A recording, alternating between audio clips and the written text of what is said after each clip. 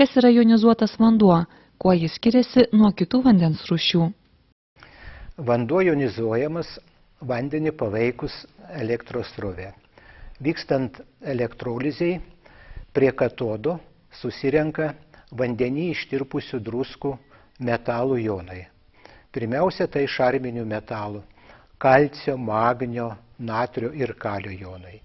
Toks vanduo yra vadinamas šarminiu jonizuotu vandeniu. Savo ruožtu prie anodo susirenka vandenį ištirpusių druskų rūgštinės liekanos, tai chloro, fosforo, sieros jonai. Toks vanduo vadinamas rūgštiniu vandeniu.